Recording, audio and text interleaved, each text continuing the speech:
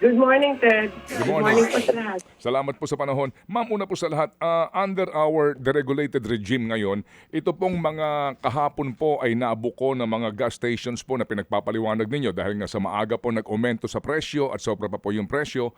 Ano ho ang gagabay na batas para po sa kanilang disciplinary action? Marami po kasing hindi po sa deregulated pero marami po yung profiteering sa yung pag serbisyo nila as public service natin So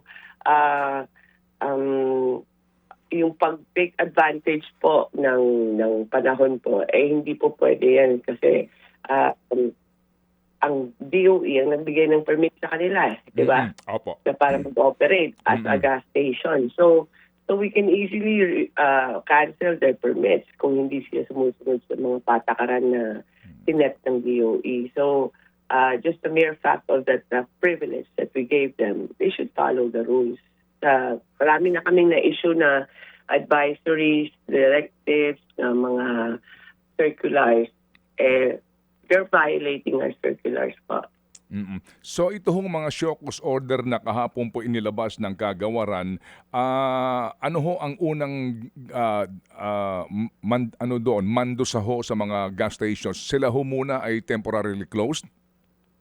They will explain. We're giving them 24 hours to explain. Okay. Kasi alam niyo, hindi lang naman yan dahil di ba natanggap namin na may complaint tapos pinapa-show cause. Actually, before we even sent the show cause order, pinapunta na namin ng police at or ng taga-DOE, in-investigate, kinunan ng picture. So, may pruweba na nga eh. So, pero sabi ko, kailangan may due process at pa-explain sa kanila. Baka may rason sila, para tsaan sila as negosyo nila yan eh. Pero, so they're given 24 hours. Pero iba dyan dapat mag-report na by this morning. Okay. Para to counter kung ano yung mga findings ng police. Okay. So, ibig sabihin po sila po bukas pa muna ngayon pero lalabas na po ang desisyon ng DOE dito kung sila po pasasarhan. Opo, kung hindi sila sumagot or hindi Opo. nila ma-justify, papasarahan immediate. Yes. Yes. Opo. Opo. Sige. Ma'am, sa ilalim po ng ating downstream deregulation. Deregulation. Opo. Ma'am, meron po kasing dito minamandato yung pag-activate ng DOE, DOJ Task Force. Ngayon ho ba ito na-activated na? Hindi pa po. Kasi ngayon po, we're trying to manage din, Pero when it's time to, kung talagang warning sila eh. Kung hindi talaga susunod, then we need to make a bigger task force on this. But I'm trying to balance na rin, Ted, na kailangan din natin ng gas stations, But what we don't want is na gas stations na nakikinabang sa sitwasyon ngayon and make the rest of the population suffer. So, kaya nga binibigyan sa chance kasi essential service yan eh. Pero, yun nga, we'll wait until kung pero ready na naman kami. We're just preparing para kung in case na kailangan na, then we can activate na kaagad. Okay, sige po. Ma'am, meron pong binabanggit na order ng new stocks ngayon nitong mga oil companies. Sabi po ng gobyerno mga 30 days ang ating pong stock for diesel and gasoline. Yun ho ba'y accurate? And then paano po yun? Yun ho bang mga order po ng mga oil companies ngayon na-assure na ho ba ito? At ito ho ba'y papunta na sa Pilipinas?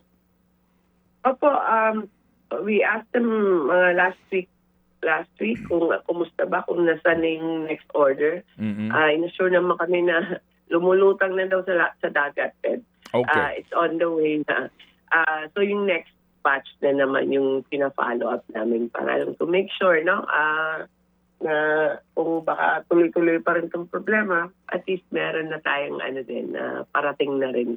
Opo. So ma'am, kung ang nabanggit po sa mga balita na assured tayo ng supply for the month of April, nangangahulugan po na hanggang month of May na po meron tayong assured na supply. Hanggang April po na dito or en route na ang stock. And And then on May, ito po yung naayos.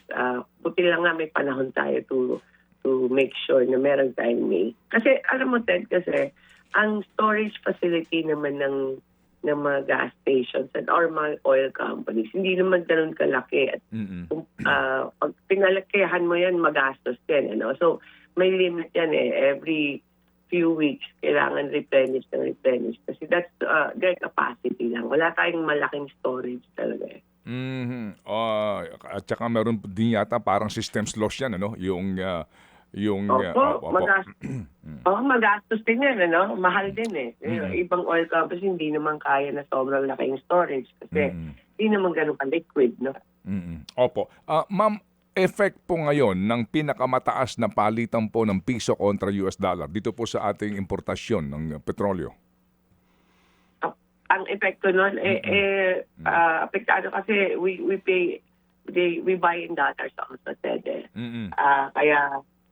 Kaya hindi, yung presyo ng crudo, presyo ng exchange rate ng peso.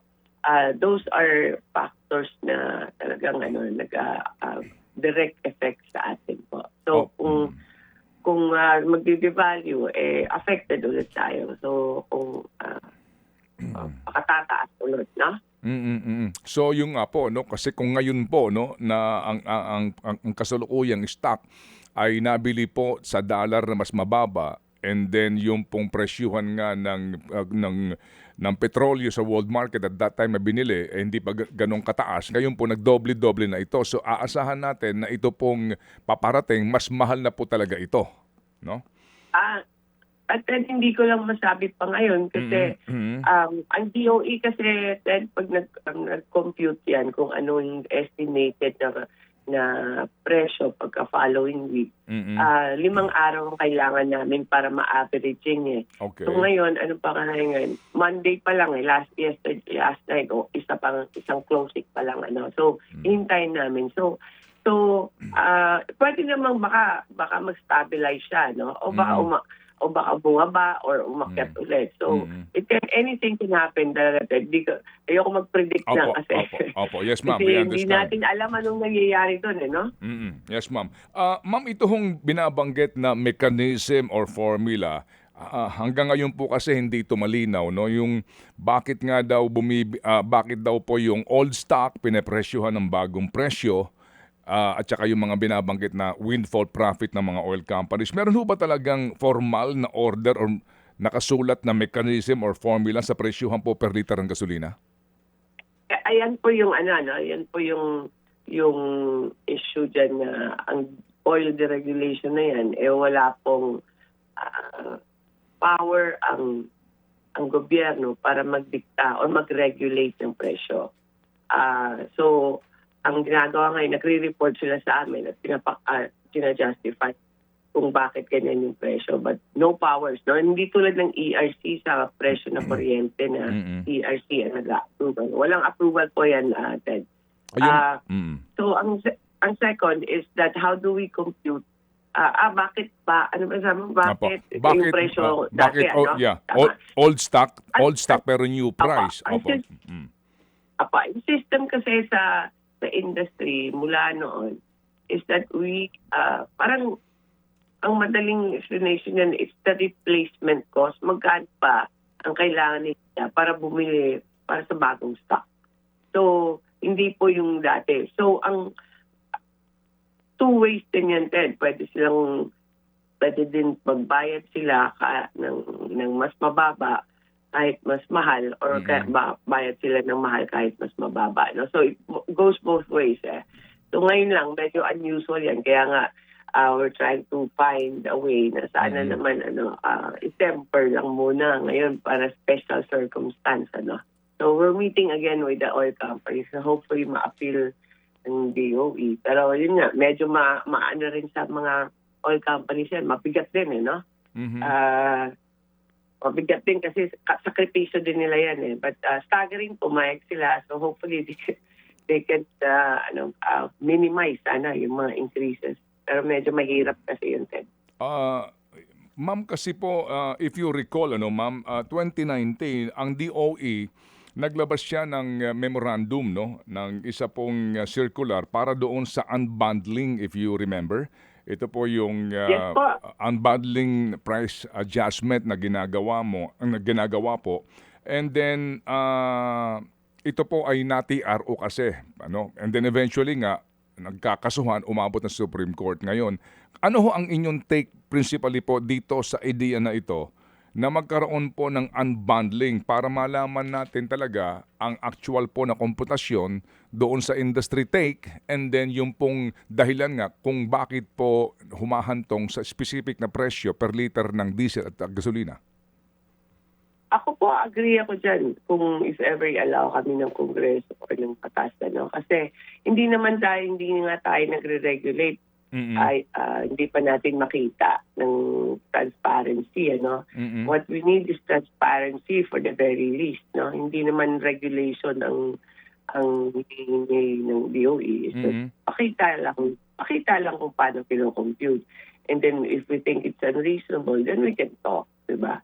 Pero wala ka nang regulatory powers, wala ka pang transparency, then that makes it difficult also. Kaya really, tama yung mga debate sa Congress. It's time to revisit all the regulation.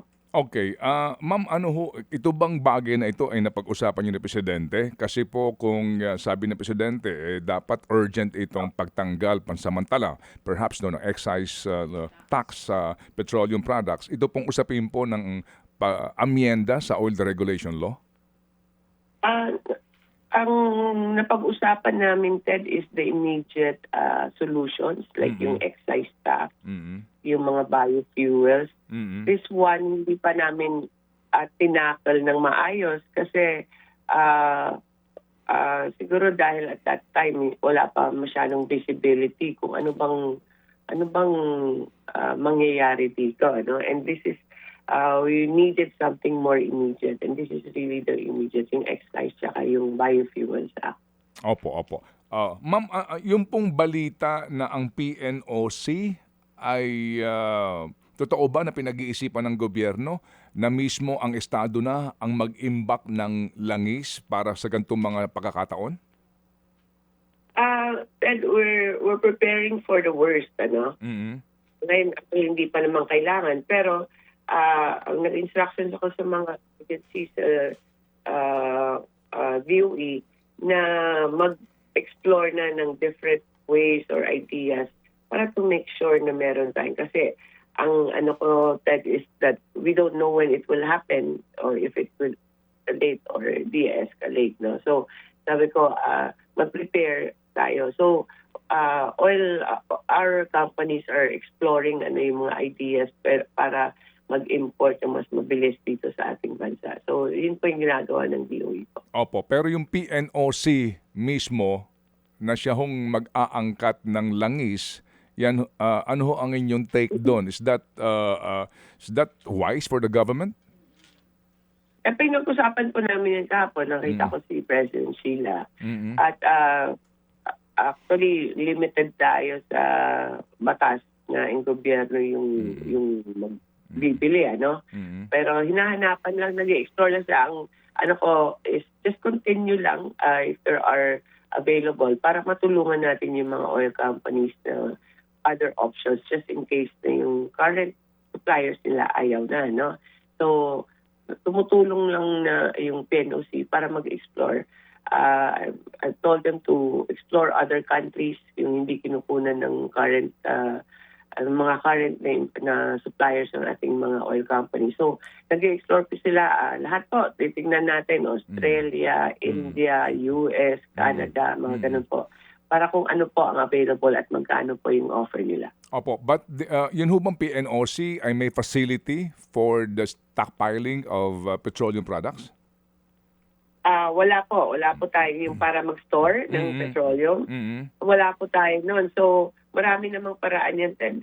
We can just facilitate the transaction para kasi kung government company ang mag-approach, baka mas mabilis ang usapan. So, those are just exploratory for now, Ted. Opo, sige. Ma'am, ito hong presyuhan ngayon per liter na kaninyo ay staggered muna.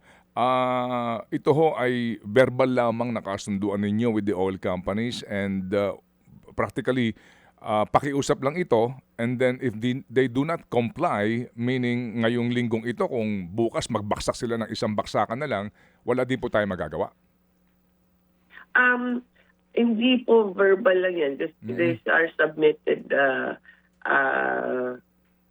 these were submissions to DOE kasi mga 2 or 3 meetings at saka ilang tawag ang ginawa namin nito para to arrive at this to this list, ano? So, nag-submit sila, ito po yung sinubmit nila. So,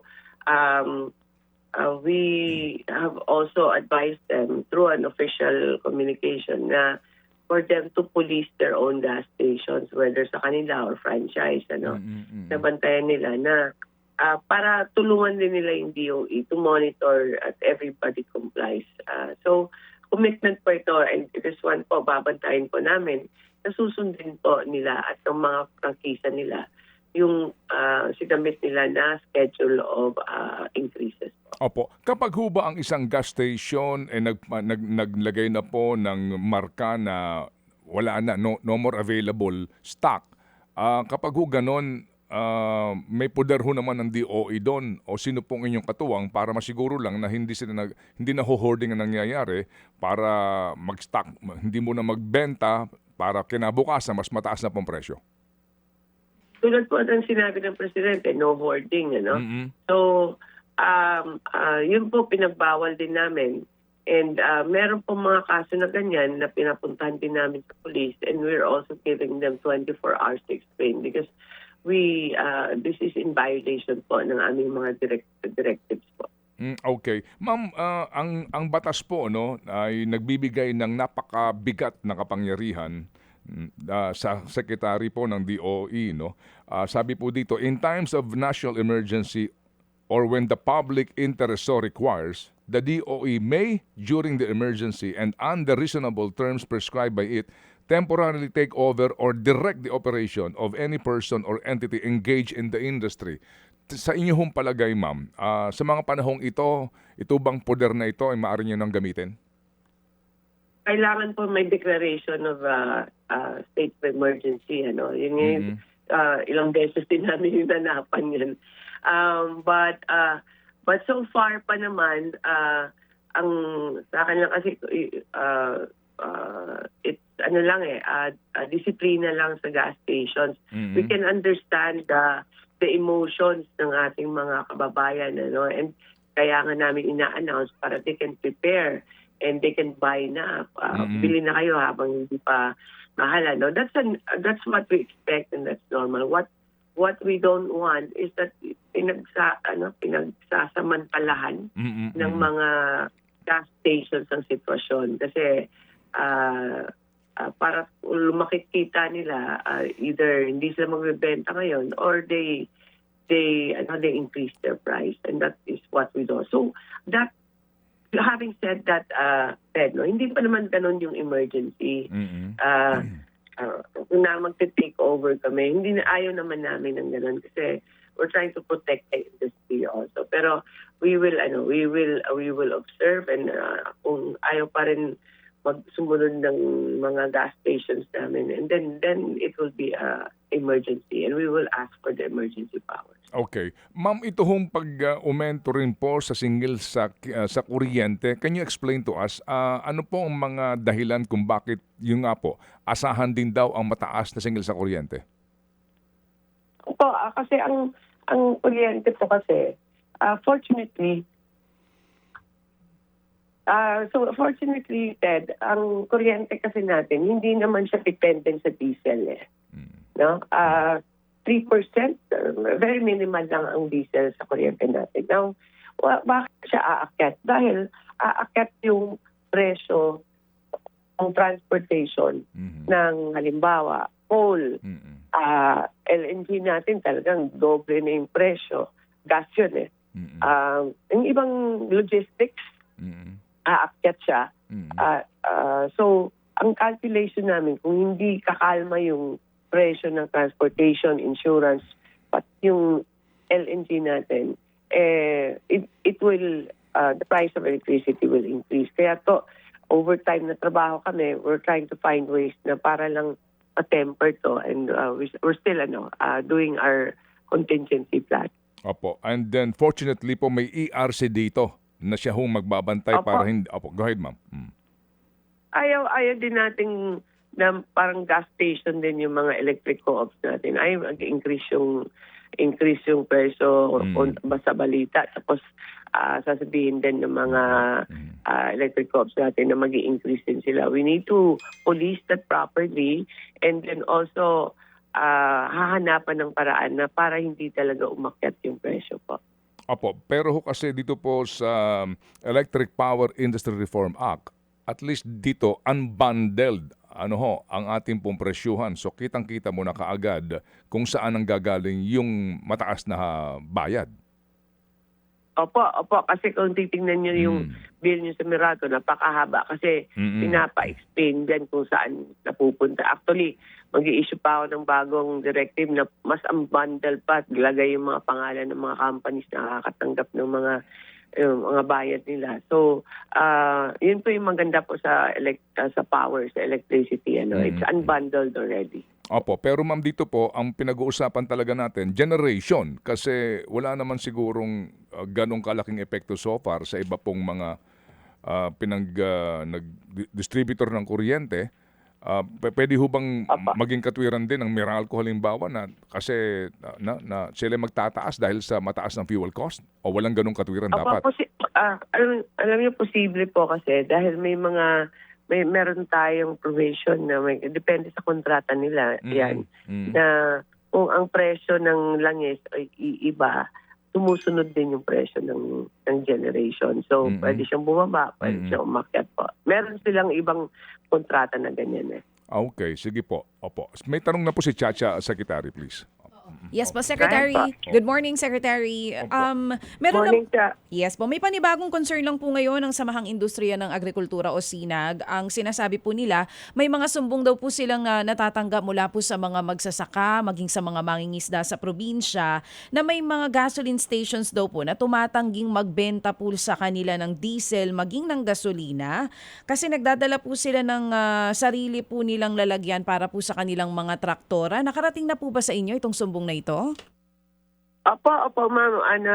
Sabi na kami, over the weekend po, nagpadala na kami ng direktiba sa mga gas oil companies na itong mga magsasaka, fisher folks, pati po yung mga genset, mga hospitals, na i-allow sila. Yung bawal po yung hoarding ng mga civilian, hindi po hindi ganun yung purpose. Yung purpose lang talaga magtago ng gasolina.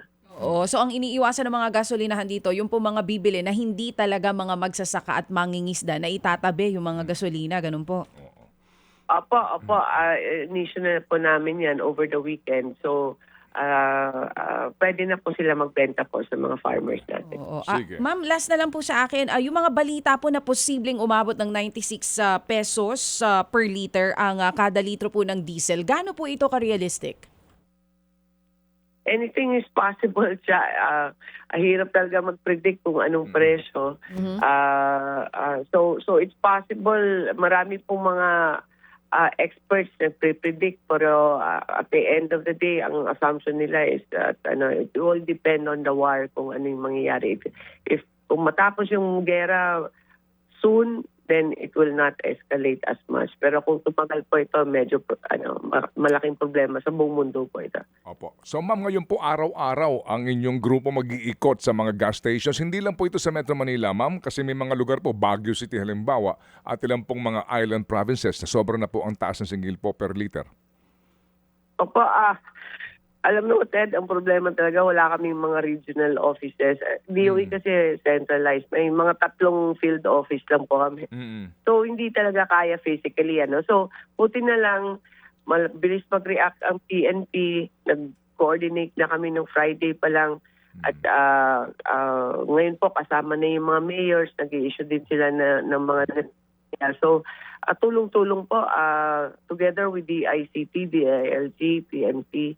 Kasi hindi talaga, wala pong physically po hindi kaya ng DOE yan. So we're finding support from the other agencies. So opo, every time may report, pinapapuntahan muna, hindi naman pwede na Opo. kasuhan lang kaagad. So pinapapuntahan yan. So ngayon, yung advice ko lang sa tsaka Ted, na pwede kayo mag-report po sa EGOV para mas organized po yung reporting natin. At every report yan, pinapadiretso namin sa ahensya na pag-check. Opo. So ma'am, pwede kayong parang mag-deputize ganon ng mga tauhan ng PMP o sino man po na para ho makapag-ikot sa mga gas stations? Opo, we have asked them to check ang allegations, di ba? Para ma-check nila kung ano ba talaga yung presyo, kunan nila ng picture or tignan nila yung stocks kung talaga ba wala at hindi sila nagbibenta or kung may hoarding. So, we're coordinating with them being an enforcement agency para po mas malawak po yung coverage namin. Opo, pero pag ganun ho ma'am, kasi baka as in kumbaga meron pong order deputizing them to do that. Meron hong ganun bang formality doon?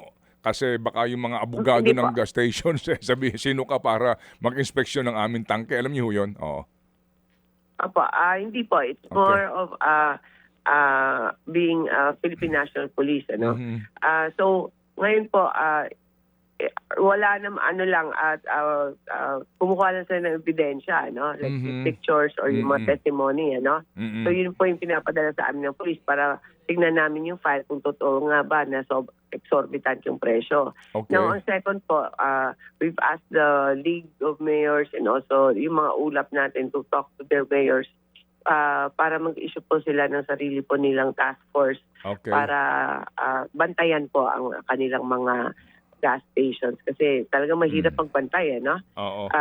14,000 kasi yan eh. So if everybody is on the lookout to protect po yung mga consumers natin, mas mabilis po yung action natin. Sa lahat ng ito, nasa ng DTI? Kasi dito po sa batas, ang DTI katuwang din po ng DOE . Ang kasi sa DTI, hindi sila naka-exclude kasi sa kanila yung gas and diesel . Kasi ang naka-include lang yata sa kanila, Ted, hindi ko alam bakit ganun yung batas. Baka dahil luma na, kerosene lang yata yung sa kanila, So, dun sila, pero sa gas kasi, sa amin po talaga, kami po yung, wala pong price monitoring po ang DTI dyan. So, we decided na, we'll make teams to go around po. Okay, sige. So ma'am, salamat sa inyo pong panahon at kami po muling gagambala sa inyo para po kayo makapagpaliwanag at malaman po ng ating mga kababayan ang ginagawa po ng pamahalaan to address this particular problem. Salamat po ma'am. Thank you, Ted. Tsaka. Opo, Good morning thank you. po. Mga kapatid, para sa iba pang mga balita at impormasyon, sundan niyo po kami sa X, Instagram, Facebook at syempre sa TikTok, True Network PH. Mag-subscribe din po kayo sa aming YouTube channel, True Network. May website din po tayo, truenetwork.ph at pwede nyo rin po kaming mapanood sa Channel 19 ng aming True FM TV. Lagi pa rin makinig sa radyo dito po sa 105.9 True FM dahil dito, lagi po sa'yo, kapatid. Dito tayo sa